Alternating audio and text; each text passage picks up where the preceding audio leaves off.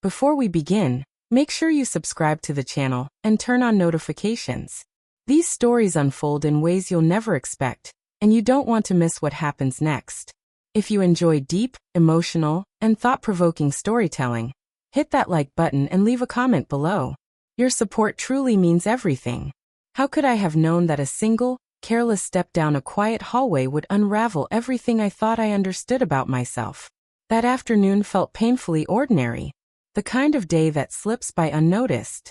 George had left early for work, the house settled into its usual silence, and I busied myself with small, meaningless tasks to fill the hours. At 47, life had a rhythm to it, predictable, safe, controlled. Or at least I believed it was. I remember hearing something faint upstairs, a soft, rhythmic sound. At first I dismissed it. Elliot was home, of course. 23 now. Not a boy anymore. A grown man finding his way in the world, even if that world was still partially under our roof. I hesitated at the base of the stairs. Maybe he'd like some coffee, I thought. Maybe a small conversation. We hadn't really talked in weeks beyond polite exchanges. Something inside me wanted connection. Harmless, maternal, simple. That's what I told myself.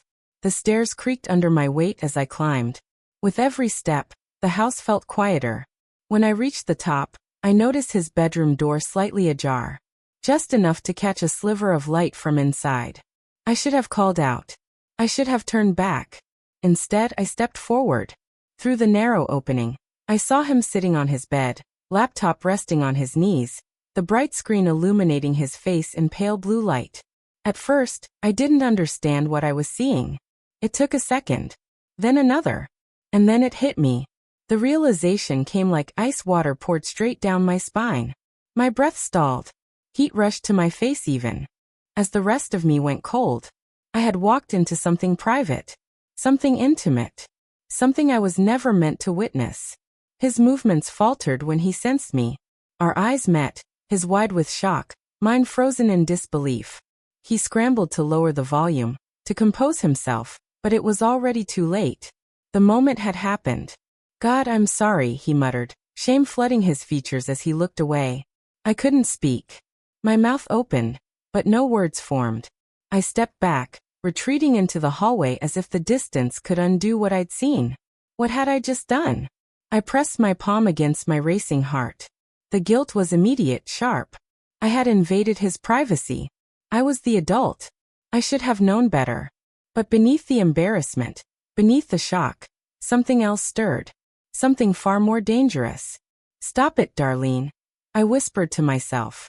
Yet the whisper didn't silence the chaos rising inside me. Elliot wasn't a child. He hadn't been for years.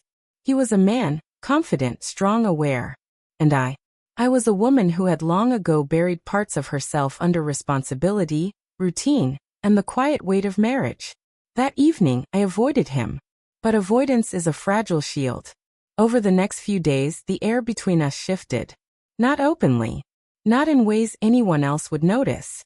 But something unspoken lingered in every glance that lasted a second too long. Every accidental brush of fingers felt charged. We never mentioned the incident. Yet it lived in the silence. I told myself it was imagination. A passing discomfort. A misunderstanding fueled by embarrassment. Until the night everything changed. George had gone to bed early, exhausted as usual. I lay awake staring at the ceiling when I heard the front door slam downstairs. Then a stumble. A crash. My heart leapt into my throat. I hurried from the bedroom and down the stairs, finding Elliot struggling to steady himself in the dim light of the hallway.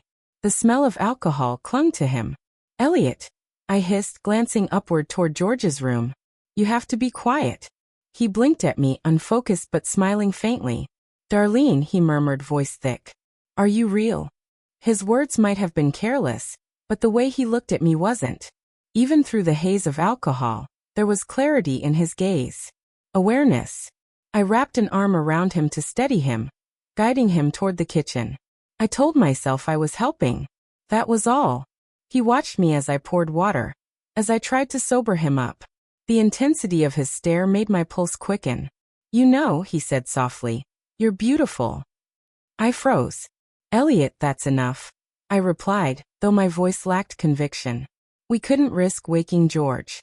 The thought hung heavily between us. I helped Elliot upstairs, step by careful step. When we reached his room, he fumbled with his shirt, struggling with the buttons.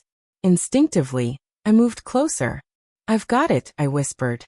My fingers brushed against his chest as I worked the fabric loose. His breathing slowed. So did mine. The air thickened. I could have stepped back. I didn't. He looked at me differently in that moment. Not as someone older, not as a guardian figure. Just as a woman. I'm tired of pretending, he said quietly. The words settled deep inside me. This isn't right, I replied, but my protest felt hollow. Then why does it feel like it is? He asked.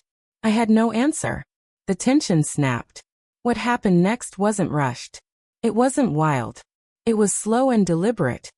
A crossing of lines neither of us could pretend we didn't see. A surrender to something we had both been silently circling for days. I won't pretend I didn't know what I was doing. I did. And that's what makes it impossible to justify. When it was over, reality returned like a harsh light flicked on in a dark room.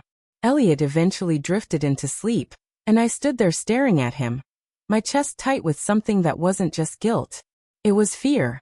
I slipped into the shower, letting the hot water pound against my skin, as if it could wash away what had happened. But no amount of water could erase a choice. Underneath the panic, there was something worse. I didn't regret it. That truth terrified me more than anything else. The next morning, the house felt different. The walls seemed closer. The silence heavier. Every creak of the floorboards made my stomach twist. Elliot avoided my eyes at breakfast. George chatted about work, completely unaware of the fracture spreading beneath his roof. I thought it had been a single reckless mistake.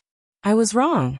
Because once a boundary is crossed, it doesn't magically rebuild itself. It erodes faster the second time. And the third. Days passed. The stolen glances returned. The subtle touches. The shared secrets in crowded rooms. We were playing with fire. And eventually fire leaves scars. This wasn't just about desire anymore. It became about power. About loneliness. About the parts of ourselves we had both suppressed. Elliot wasn't just seeking rebellion. And I wasn't just seeking attention. We were filling voids neither of us wanted to admit existed. But secrets have a way of surfacing. George wasn't blind. He began noticing the tension. The distance in my voice. The way Elliot avoided him more than usual. It was only a matter of time. And when the truth finally comes out, and it will, nothing in this house will survive unchanged. If you think this story ends here, it doesn't. The consequences are only beginning.